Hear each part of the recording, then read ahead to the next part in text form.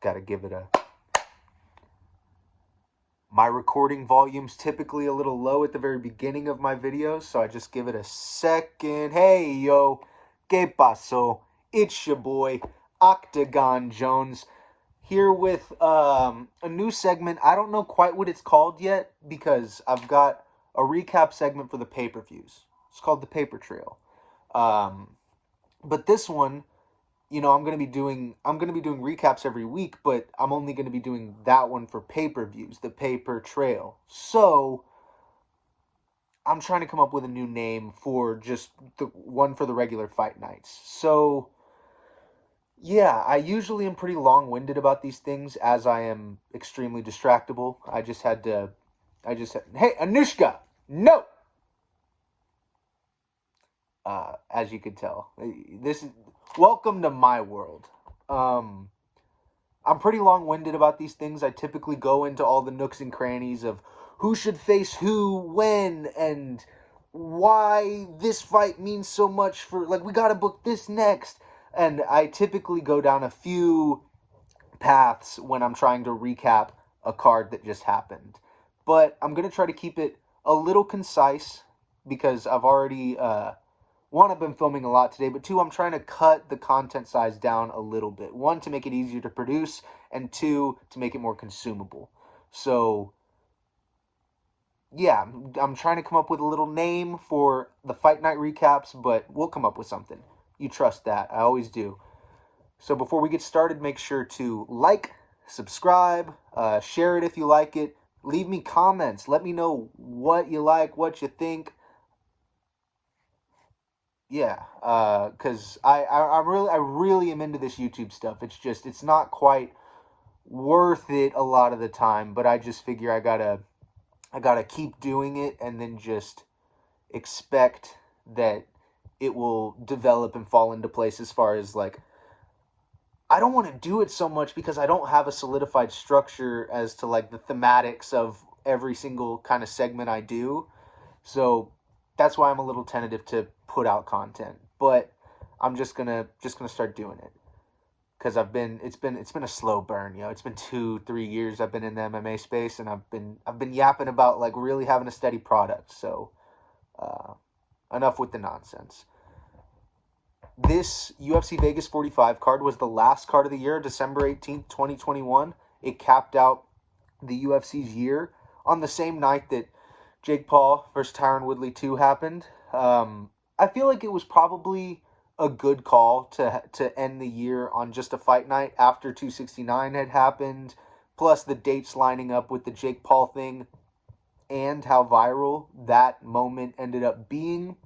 It's a good call, scheduling-wise. But yeah, now we got a month until the next card, and that's going to be Chikadze taking on Calvin Keator. Calvin Keator opened up the UFC's year last year, and it didn't go so well for him. And now he's going to jump back into the swing of things against the surging Giga Chikadze, the Georgian kickboxer. Claims he's the best kickboxer in the world. Last time out for Calvin, he was talking about freshman boxing and how I'm, one of the best boxers in the UFC, and Max is a freshman in boxing and I'm a senior. And then we know what happened. Max Holloway had the performance of the year at the very first event of the year. He set the standard, and no one could quite get up to that bar. I think Max Holloway is clearing away the winner of the performance of the year for 2021. And yeah, so that's what happened when Calvin opened up for the UFC last year. This year, he's either going to get it back and start building some momentum again. Beating Giga would be huge for Calvin right now. But if he loses again to open up the year, the curse of Calvin Keator begins. So we'll see what happens with that fight. But we got a month, so I'm going to try to push this content out for y'all.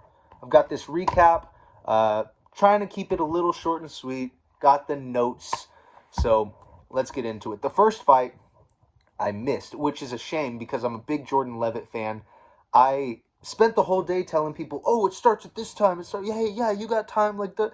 And then it started an hour, like I just lost track of time somewhere in the middle, so I ended up missing the first fight, not making my official picks. It was a disaster. It was a really dumb morning for me. I knew what time it was, and then I forgot what time it was, and I missed the first fight. But Jordan Levitt got an inverted triangle choke submission in round 2, and I'm sure it was. I haven't even seen footage of it, but I'm sure it was pretty slick because Levitt is. He's a character and he's exciting, and I'm excited to see what happens from here on out with him. Next, we had Dontel Mays taking on Josh Parisian.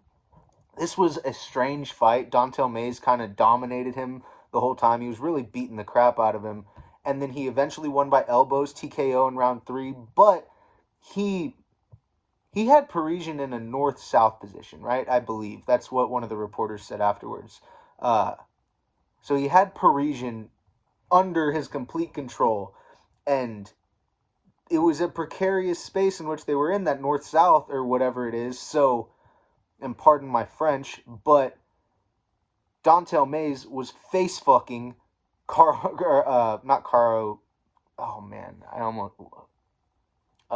Josh Parisian. Yeah, pardon my French, but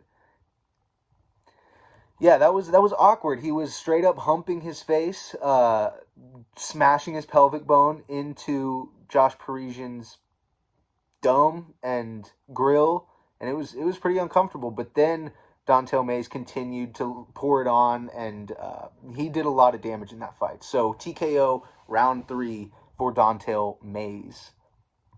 Pennington gets a round 2 submission, a guillotine over Macy Chiasson. Chiasson missed weight, and Pennington capitalized on the mistakes that Chiasson made in the octagon. Pennington got onto her pretty slick, and that was that. It was a good fight, and then it was over. Like it was just like that. Pennington locked it in, and then it was done. So, well done to Raquel Pennington, Rocky. Next, one of the most memorable performances of the entire card, Charles Jourdain gets a decision win over Andre Ewell, but man, he really styled on him. The first round, you could say maybe Ewell had it, but then the second and third, Jourdain showed why he's a special prospect, especially for Canada and the UFC. They need those regional stars, and Charles Jourdain is almost as exciting as it gets. That kid is very, very fun. He had plenty of awesome moments throughout the fight, and then in the last 5 seconds, they were in an exchange. He stopped. He yelled at Ewell, and then Ewell kind of backed up a little bit after being hurt many times previously in the round before that. And then Jourdain just fucking Sparta kicked him to end the fight, and then turned around and just screamed at everybody. It was really, really awesome, and he got robbed for Performance of the Night honors. That was so thrilling. I think it's a shame that they only give out 200,000. So they give out 50,000 for the bonuses. One of the bonuses goes to 2 people. That's the fight of the night, right? So each of them get 50,000, and then the performance bonuses, 50K each for usually 2 fighters. I think on 269 they gave out 4 performance bonuses, which is pretty good. And then they come to this last fight card of the year, and it tied for the most finishes in the modern era of the UFC. So what are you gonna do? A lot of people didn't get bonuses when I think they should have. The bonuses went to Lemos and Hill for fight of the night, and then Gatto and Swanson. And Swanson definitely deserved it. Gatto had an incredible finish. The fight between Lemos and Hill was awesome, but I don't know if that's how I would have divvied it if I only had $200,000. I think he should have given out a bunch of checks because it's the end of the year, best year ever, setting a lot of records. He keeps talking about it in press conferences. Pay them, give them their bonuses. Everybody performed. So yeah, Jourdain, he really made a statement about how exciting he is and what level he is, and how the promotion kind of needs a guy like him. He's really, really cool. Next, Gato took out Eubanks. She knocked her out in the third round. She had a body kick and then finished it up with punches on the ground, but she landed the same kind of Sparta kick or 300 kick that Jourdain did against Ewell to end their fight. But as she landed hers, Eubanks was coming over the top, and the way Eubanks was extended and the way that it jabbed in there, she just keeled over, and it was a body shot KO basically. It was pretty crazy. So, I'm not saying the performance bonus is well deserved. It's just I wish there was more bonus money to go around. Next, Justin Tafa, round 1, it's done. He laid a huge walk-off head kick knockout over Hunsucker, and Tafa's really, really cool. Mark Hunt reincarnate almost. He's really a pleasure to watch. If I had to list my favorite heavyweights, he would definitely be on the list, and that's saying something because heavyweight's not my favorite division at all. Mearshart with the comeback victory in the third round. Rear naked choke, submission. Dustin Stoltzfus still winless in the octagon, I believe. Tough break for Dustin, but what are you going to do? Mearshart is a very savvy, crafty veteran, and that's how it goes. It's mean streets out here. So I don't know what's next for that kid, but I always, was excited for his fights because I remember him getting signed, and it just hasn't worked out so far. Anushka! Hey! Just had to use the little medicine ball technique. Just flip it up on her grill. Yoga ball, not medicine ball. Next, Cub Swanson. This one was funny because everyone coming into the fight night, they were saying Swanson versus Elkins is guaranteed fight of the night. And for some reason, I was like, there are a lot of good fights. I wouldn't go so far as to say that. And then I was like, you know what? I think Cub Swanson's going to finish Darren Elkins. Not only finish Darren Elkins, but finish it early so it's not a fight of the night, just to be contrarian. And then that's exactly what happened. Cub Swanson had an incredible moment with his family. I mean, a huge performance in front of his kids and his lady. And then they had an awesome, little group in cage scene going on after during the interview, shedding some tears. Cub Swanson cries, we all cry. It was awesome.